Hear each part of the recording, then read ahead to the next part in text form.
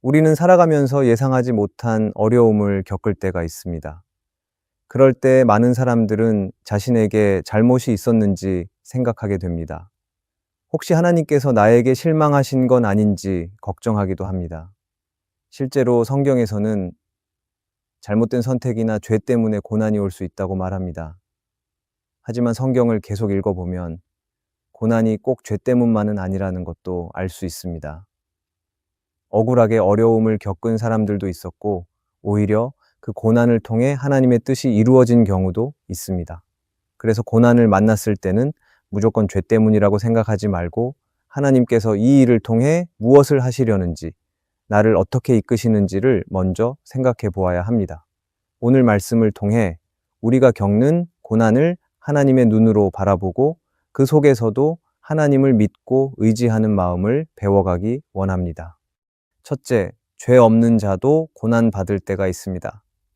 많은 사람들이 고난을 겪게 되면 가장 먼저 내가 뭘 잘못했을까라는 생각부터 하게 됩니다. 지금 당장 무언가 큰 죄를 지은 기억은 없더라도 예전에 했던 말이나 행동까지 떠올리며 혹시 그것 때문에 벌을 받는 것은 아닐까 하고 마음이 무거워지기도 합니다. 심지어 주변 사람들까지 그런 이야기를 할 때면 스스로도 믿음이 흔들릴 때가 있습니다. 그런데 성경을 보면 꼭 죄 때문에 고난이 오는 것은 아니라는 사실을 분명하게 보여주는 인물들이 있습니다. 그 중에 한 사람이 바로 다니엘입니다. 다니엘은 이방 땅 바벨론의 포로로 끌려가 살았습니다. 그는 포로의 신분이었지만 하나님 앞에서 늘 정직하게 살려고 했고, 율법을 지키기 위해 자신을 깨끗하게 하기로 마음을 정했습니다. 바벨론 왕궁의 음식이 우상에게 바쳐진 것이기에 다니엘은 그 음식을 먹지 않겠다고 결단했습니다. 또 매일 하루 3번씩 시간을 정해 예루살렘을 향해 하나님께 기도했습니다. 다니엘은 권력이나 주변의 시선을 두려워하지 않고 하나님을 향한 믿음을 잃지 않았습니다. 그런데 그런 다니엘에게 큰 고난이 닥쳤습니다. 다니엘을 시기하던 사람들은 다니엘을 넘어뜨리기 위해 왕에게 법을 바꾸자고 제안했습니다. 어느 누구든지 왕 외에 다른 신에게 기도하면 사자굴에 던져 넣겠다는 명령이었습니다. 이 명령을 알면서도 다니엘은 평소처럼 하나님께 기도했습니다. 결국 다니엘은 사자굴에 던져졌습니다. 누구보다 하나님을 잘 믿고 죄 없이 바르게 살았던 사람인데 돌아온 것은 칭찬이 아니라 죽음의 위협이었습니다. 우리는 이 장면에서 중요한 진리를 배울 수 있습니다. 고난이 반드시 죄 때문만은 아니라는 사실입니다. 다니엘은 잘못한 것이 없었습니다. 오히려 믿음으로 산 것뿐이었습니다. 그런데도 고난을 만났습니다. 그러나 그 고난은 끝이 아니었습니다. 하나님은 사자들의 입을 막아 다니엘을 지켜주셨고, 이 일을 통해 왕은 하나님을 높이게 되었습니다. 바벨론이라는 이방 땅 한가운데서 하나님의 이름이 드러나는 기회가 된 것입니다. 다니엘의 고난은 하나님의 영광을 위한 도구가 되었습니다. 우리의 삶도 이와 비슷할 수 있습니다. 억울한 일을 겪을 때가 있습니다. 특별히 잘못한 것도 없는데 일이 틀어지고 이유 없이 미움을 받고 설명할 수 없는 시련이 찾아오기도 합니다. 그럴 때 우리는 불안해집니다. 혹시 하나님이 나를 벌하시는 건 아닐까? 내가 뭘 잘못한 건 아닐까를 고민하게 됩니다. 하지만 다니엘의 이야기를 기억해야 합니다. 죄 없이도 고난은 올 수 있고 하나님은 그 고난을 통해 더 크고 놀라운 일을 이루실 수 있다는 사실을 잊지 말아야 합니다. 이 세상은 죄 있는 사람이 잘 되고 정직한 사람이 오히려 손해보는 것 같은 일들이 흔합니다. 그러나 하나님은 그 모든 과정을 다 보고 계십니다. 그리고 다니엘을 사자굴에서 지켜주셨듯이 우리도 그분의 뜻 안에 있을 때 반드시 보호하시고 인도해 주십니다. 고난이 찾아올 때 그것이 무조건 죄 때문이라는 생각으로 스스로를 정죄하기보다 하나님의 계획과 섭리를 믿고 기다릴 수 있는 믿음이 우리에게 필요합니다. 죄 없는 자도 고난받는 세상 속에서 하나님은 그 고난을 결코 헛되게 하지 않으십니다. 하나님의 사람을 세우는 도구로 사용하십니다. 그러므로 고난 속에서도 하나님을 바라보며 믿음으로 걸어가야 합니다. 죄 없는 자도 고난받을 때가 있다는 것을 기억하기를 바랍니다. 둘째, 사탄은 고난을 이용해 나를 무너뜨리려 하지만 하나님은 고난으로 나를 세우십니다. 어려운 일이 생기면 우리는 당황하고 마음이 불안해집니다. 몸이 아프거나 경제적으로 힘들거나 사람들 사이에서 오해를 받게 될 때 왜 이런 일이 생겼을까라는 생각이 들며 마음이 복잡해집니다. 그런데 이런 고난 속에서는 겉으로 보이는 문제만 있는 것이 아니라 보이지 않는 영적인 싸움도 함께 일어나고 있습니다. 성경은 사탄이 고난을 이용해 우리의 믿음을 흔들려고 한다고 가르쳐 줍니다. 겉으로는 단순한 문제 같아 보여도 그 속에는 하나님을 향한 믿음을 약하게 만들려는 공격이 숨어 있을 수 있는 것입니다. 성경에 나오는 욥이라는 사람은 하나님께서도 인정하실 만큼 믿음이 좋은 사람이었습니다. 그는 정직하고 늘 하나님을 생각하며 살았습니다. 그런데 하루아침에 모든 재산을 잃고 자녀들도 모두 죽고 몸까지 아프게 되었습니다. 도무지 이해할 수 없는 고난이었습니다. 하지만 그 고난은 욥이 무슨 큰 죄를 지었기 때문이 아니라 사탄이 욥의 믿음을 시험하려고 일으킨 것이었습니다. 하나님은 그 고난을 허락하셨지만 욥이 무너지지 않도록 지켜보고 계셨습니다. 욥은 너무 힘들어서 하나님께 마음을 토로하기도 했지만 끝까지 하나님을 포기하지 않았습니다. 그리고 시간이 지나 하나님을 더 깊이 알게 되었고 믿음은 더욱 자라게 되었습니다. 우리도 살다 보면 이해할 수 없는 고난을 만납니다. 뜻하지 않은 사고가 생기고 관계가 깨지고 마음이 지치고 힘들어질 때가 있습니다.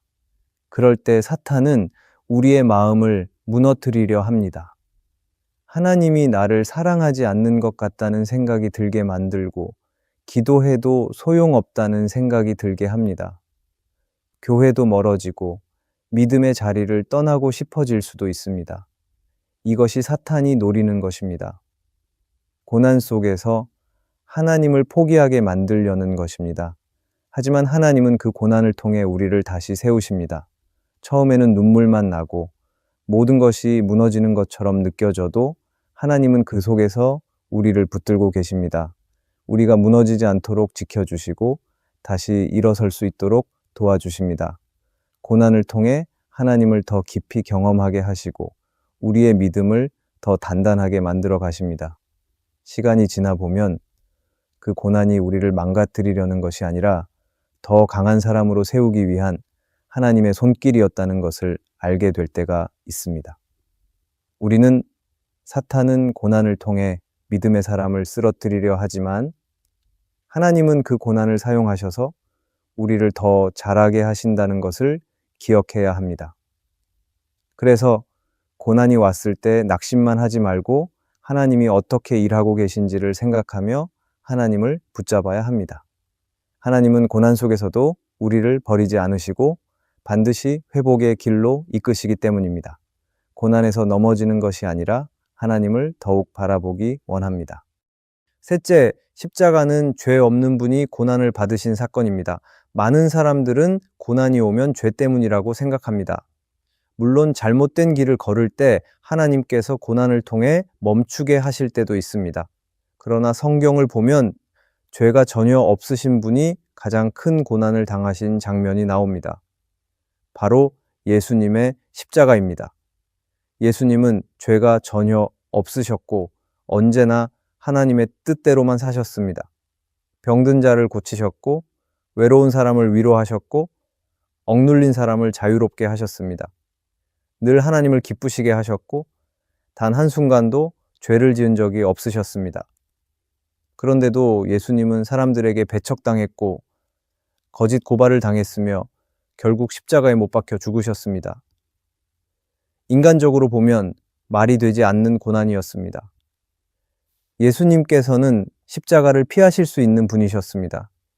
능력도 있으셨고 기도할 때마다 하늘 문이 열릴 만큼 하나님과 가까운 분이셨습니다. 하지만 예수님은 고난을 피하지 않으셨습니다. 오히려 그 고난을 받아들이셨고 그 길을 통해 하나님의 뜻을 이루셨습니다. 아무 죄도 없으셨지만 우리의 죄를 대신해서 징계를 받으신 것입니다. 사람들은 예수님이 십자가에 달린 것을 보고 조롱하며 말했습니다. 하나님의 아들이라면 내려오라고 했습니다. 하지만 예수님은 침묵하셨고 그 길을 끝까지 가셨습니다. 그것은 힘이 없어서가 아니라 우리를 살리기 위한 사랑이었고 하나님 아버지의 뜻을 따르기 위한 순종이었습니다. 우리도 살다 보면 이해할 수 없는 고난을 만납니다. 아무리 생각해도 특별히 잘못한 것이 없는데 일이 틀어지거나 관계가 어려워지고 억울한 오해를 받는 일이 생기기도 합니다. 내가 하나님 앞에서 진심으로 살고 있는데도 고통이 찾아오면 마음이 무너지고 믿음이 흔들릴 수 있습니다. 그런 고난 앞에서 우리는 내가 뭘 잘못했지라는 질문을 던지기보다 예수님처럼 하나님은 이 상황 속에서 무엇을 이루기 원하실까라는 질문을 먼저 해야 합니다. 죄 없이도 고난을 겪으신 예수님의 삶은 우리에게 고난을 다르게 해석할 수 있는 눈을 열어줍니다. 성경에서 스데반은 믿음이 깊고 성령이 충만한 사람이었습니다. 하지만 그는 복음을 전하다가 돌에 맞아 죽는 고난을 당했습니다. 그러나 그의 죽음은 믿음의 실패가 아니라 복음을 지키기 위한 순종이었습니다. 사람들에게는 불행처럼 보였지만 하나님은 그 일을 통해 복음이 더 멀리 퍼지게 하셨습니다. 우리도 마찬가지입니다. 이유 없이 찾아오는 고난 앞에서 하나님을 원망하고 싶을 때가 있지만 그 안에도 하나님의 뜻이 있을 수 있습니다. 오히려 그런 고난 속에서 하나님은 나의 믿음을 더 단단하게 만들고 계실 수 있습니다. 지금은 이해되지 않더라도 시간이 흐른 뒤에 하나님의 뜻이 드러날 수도 있습니다. 그래서 우리는 고난을 무조건 죄 때문이라고 단정 짓기보다 하나님의 시선으로 바라보는 연습이 필요합니다. 죄 없는 예수님께서 고난을 받으셨다는 이 사실은 지금 우리가 겪는 고난이 꼭 벌이 아닐 수도 있다는 중요한 메시지를 줍니다. 그리고 그 고난 속에서도 하나님은 여전히 일하고 계신다는 것을 믿게 합니다. 우리가 죄 없으신 예수님도 고난 받으셨음을 기억하기를 바랍니다. 넷째, 우리는 고난 앞에서 이유보다 하나님을 먼저 찾아야 합니다. 사람들은 고난을 만나면 그 이유부터 찾으려고 합니다. 물론 삶을 돌아보는 것은 좋은 일입니다. 하지만 고난 앞에서 이유만 계속 찾다 보면 정작 가장 중요한 것을 놓치게 됩니다.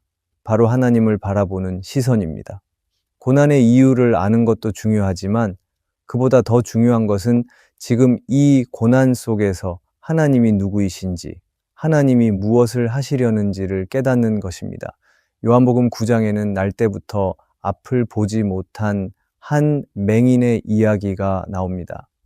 제자들은 그를 보며 예수님께 물었습니다.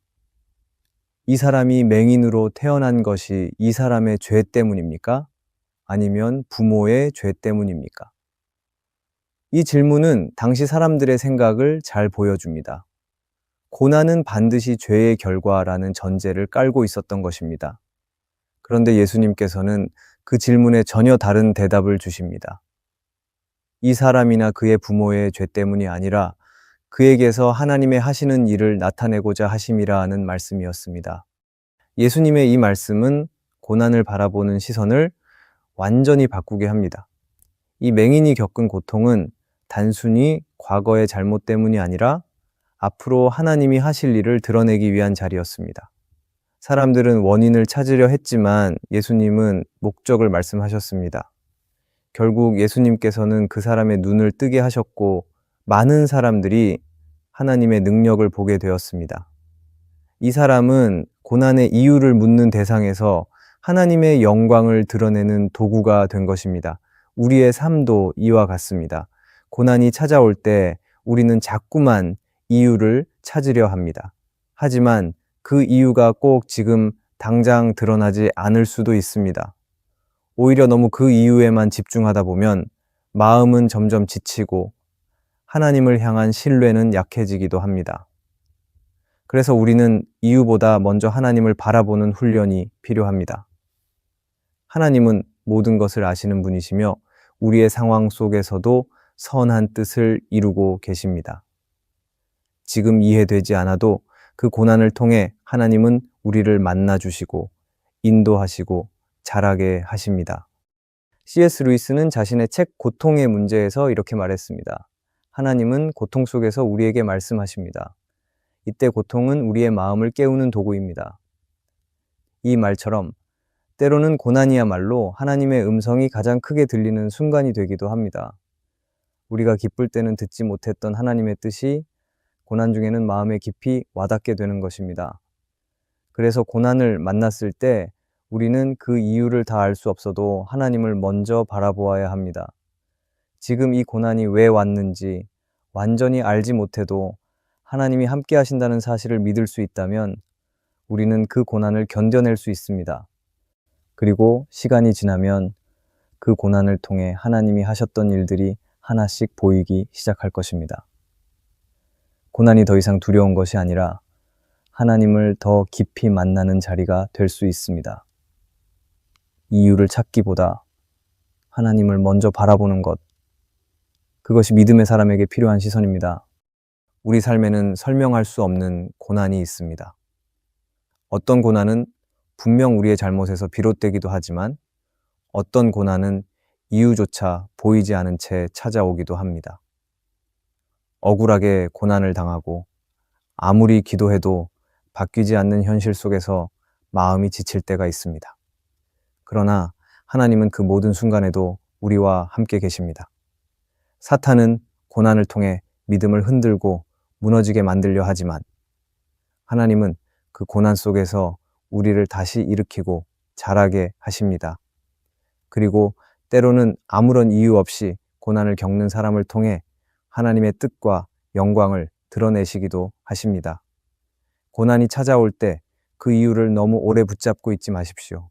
왜 이런 일이 일어났는지에만 집중하다 보면 지금 나를 붙들고 계신 하나님을 보지 못할 수 있습니다. 이유를 다 알 수 없어도 괜찮습니다. 하나님이 나를 아신다는 것을 믿는 것이 더 중요합니다. 하나님은 지금도 우리 삶 가운데 선한 뜻을 이루어 가고 계십니다. 그리고 그 고난의 자리를 통해서도 반드시 하나님의 일하심을 보여주십니다. 지금 어떤 고난 속에 있든 낙심하거나 두려워하지 마시기 바랍니다. 하나님은 우리의 눈물 속에 계시고 우리의 질문 속에서도 여전히 말씀하십니다. 끝까지 하나님을 신뢰하는 사람을 하나님은 절대 외면하지 않으십니다. 고난보다 크신 하나님을 바라보며 그분의 손을 붙잡고 다시 일어나 걸어가시기 바랍니다. 하나님은 지금도 우리와 함께 계십니다. 오늘의 말씀이 은혜가 되셨다면 댓글에 아멘이라고 적어주시면 감사하겠습니다. 여러분들이 남겨주시는 댓글은 정말 큰 힘이 됩니다. 그리고 여러분들이 눌러주시는 좋아요와 구독도 큰 힘이 됩니다. 오늘도 함께 해주셔서 감사합니다. 기도하겠습니다. 하나님 아버지, 우리 삶의 때때로 이유를 알 수 없는 고난이 찾아올 때가 있습니다. 그 순간 우리는 마음이 무너지고 스스로를 탓하며 주저앉게 될 때가 많습니다. 하지만 오늘 말씀을 통해 고난이 죄 때문일 수도 있지만 반드시 그렇지만은 않다는 것을 깨닫습니다. 때로는 그 고난이 하나님의 뜻 안에서 허락되었고 하나님께서 그 속에서도 일하고 계시다는 것을 믿게 하여 주시옵소서. 예수님께서 죄 없이 십자가를 지셨고 다니엘과 욥과 스데반도 믿음으로 고난을 이겨냈던 것처럼 우리도 이유를 다 알지 못하더라도 하나님을 먼저 바라보며 걸어갈 수 있도록 도와주시기 바랍니다. 고난 앞에서 하나님을 원망하기보다 그 자리에서 하나님을 더 깊이 만나게 해주시고 내 안의 믿음이 흔들리지 않도록 주님께서 지켜주시옵소서. 지금 고난 가운데 있는 이들이 있다면 하나님께서 친히 위로하여 주시고 주님의 뜻을 바라볼 수 있는 눈을 열어주시기 바랍니다. 우리의 눈물이 결코 헛되지 않게 하시고 이 모든 시간을 지나 다시 하나님을 찬양할 수 있도록 이끌어 주시옵소서. 예수님의 이름으로 기도합니다.